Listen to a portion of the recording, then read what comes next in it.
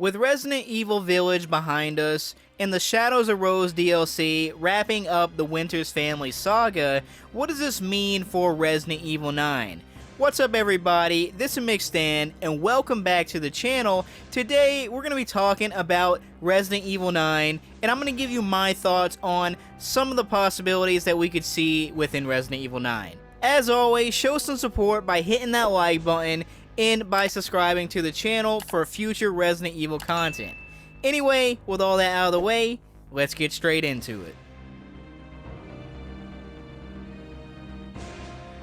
Originally, upon completing Resident Evil 8 Village, many people believed that Rose Winters was going to be the main protagonist of Resident Evil 9. Now, eventually, Capcom did release a DLC called Shadows of Rose, where they wrapped up the Winters saga. So this means neither Rose or Ethan will be the main protagonist of Resident Evil 9. Now that doesn't mean that they won't make an appearance in that game, but it means that they won't be the main character. So what will happen in Resident Evil 9, and who will be the main characters of Resident Evil 9? So the first character that comes to mind is none other than Chris Redfield. Capcom has even stated in the past that Chris Redfield is the main character of the entire Resident Evil series. Now we gotta think about what happened in the end of Village. So Chris rescued Mia, but upon rescuing her, his men discovered some BSAA agents that turned out to actually be bioweapons, or BOWs for short. So what does this mean? So we all know that Chris was a BSAA operative, but for some reason he left the organization. Now this is something that they definitely could expand upon in Resident Evil 9, and it does seem like this is kind of personal to Chris that the BSAA are actually using BOWs instead of actual soldiers. Chris also tells the pilot to head straight for the BSAA European headquarters. So this does set up a new story arc for Chris. And honestly, I'm really interested in this new story arc. I want to know what is going on with the BSAA. I thought they were the good guys. Why are they using BOWs? We also have to take in account of Chris's brand new team and how much thought and effort were put into these guys. I do think the Hound Wolf Squad will make an appearance in Resident Evil 9 simply because of all the work that were put into these characters. Now, besides Chris Redfield, who else will be in Resident Evil 9? Because I do believe that the game will not just be centered around Chris Redfield. So when I think of someone sharing the spotlight with Chris Redfield, of course, I think of Jill Valentine. These two characters are the two that started the entire series, and it makes so much sense to finally have them come back together in Resident Evil 9.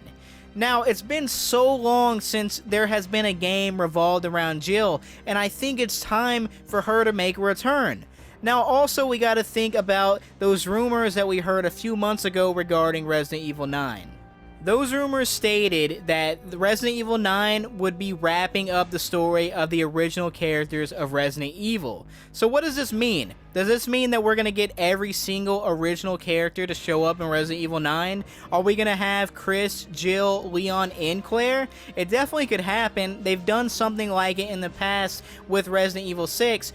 Although Resident Evil 6 was probably the worst game in the Resident Evil franchise, they may try it again, and it would make a ton of sense to try to wrap up the Resident Evil story by bringing back every single character in the game.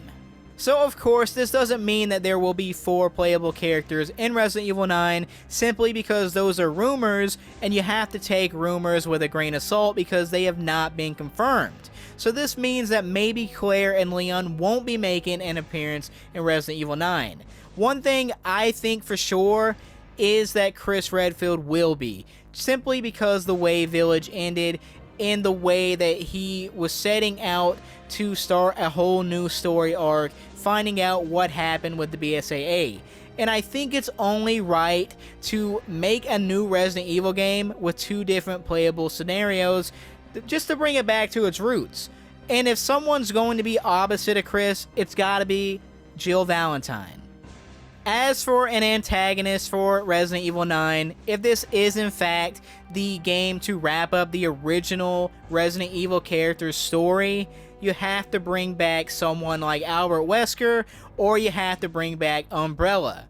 You can't end a saga like this with some just brand new villain. It has to be an existing iconic villain, and I think Albert Wesker is the one to go with, and if you don't go with Albert Wesker, you gotta bring back Umbrella.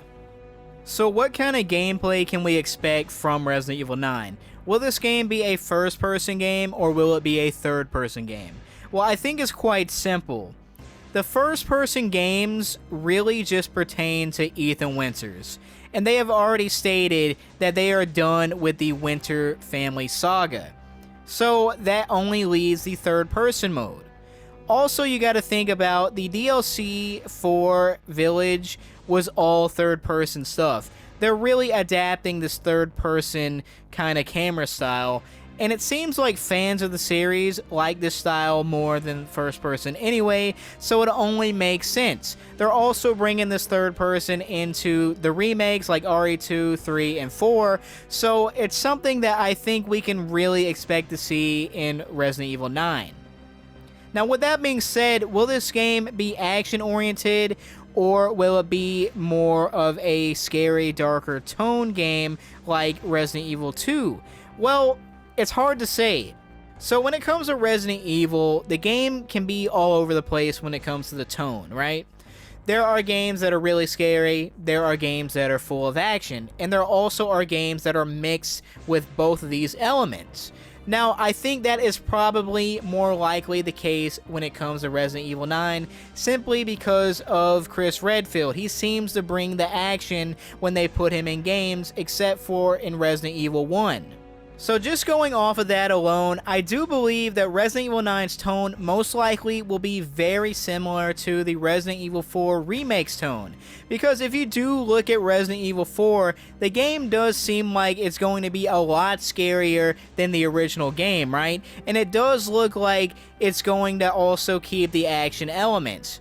So I do expect Resident Evil 9 to actually play a lot like the Resident Evil 4 remake.